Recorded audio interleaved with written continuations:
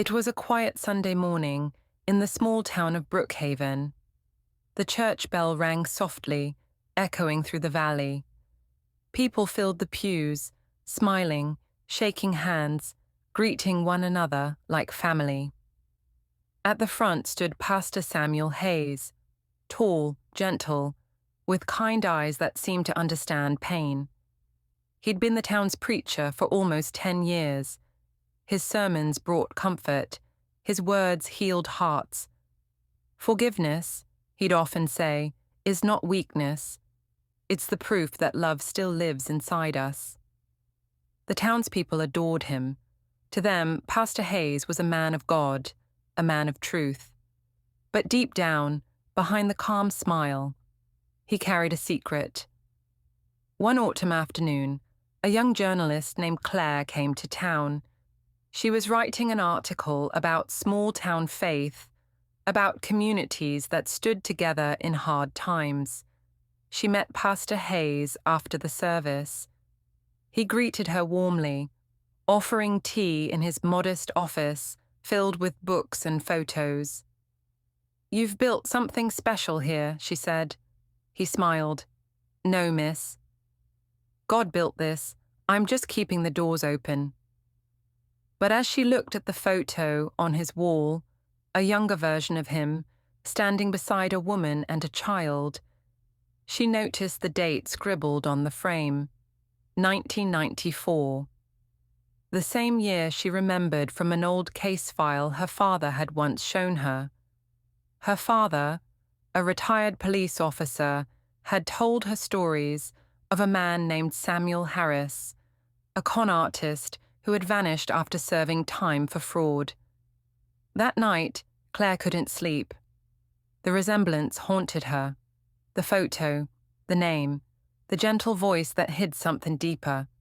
She went online, searching old records, news clippings, anything she could find. There it was, a grainy mugshot from 1995. Samuel Harris, age 32, convicted for financial fraud. Last known location, Brookhaven County. Her heart raced. Could it be? Could the beloved pastor be the same man? The next morning, she went to his office again. "Pastor Hayes," she began carefully, "have you ever heard of a man named Samuel Harris?" He looked up slowly. His eyes softened. "I used to be him." The silence that followed felt endless. "I changed my name after prison," he continued quietly. "Not to hide from my past, but to build something better than it." Claire stared at him. "You've been preaching all this time under a false identity." "I've been preaching the truth," he said, "the kind you only learn when you've lost everything."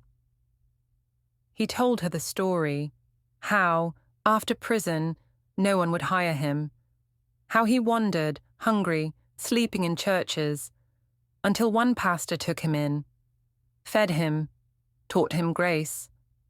"When that man passed," Hayes said, "I promised to continue what he started. Not for redemption, but because faith gave me a second chance." Claire's voice shook. "You should tell them the truth." "I've tried," he said, "but every time I wanted to, fear stopped me. They need a shepherd, not a sinner."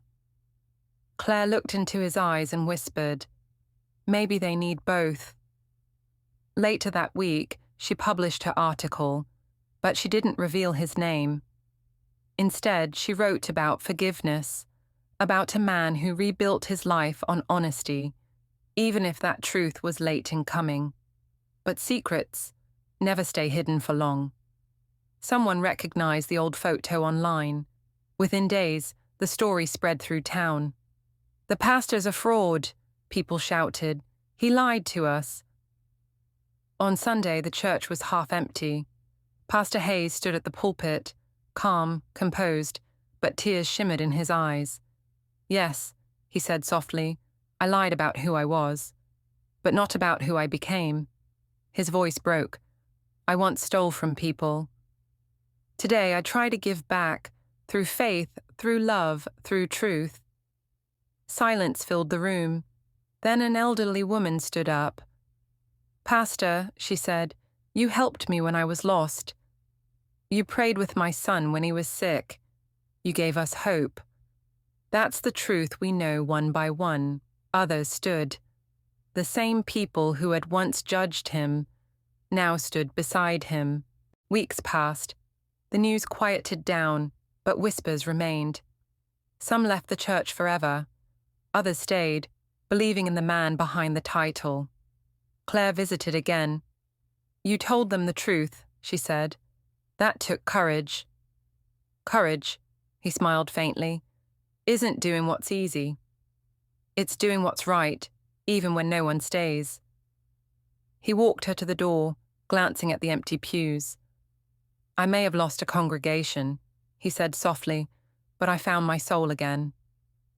Months later, something unexpected happened.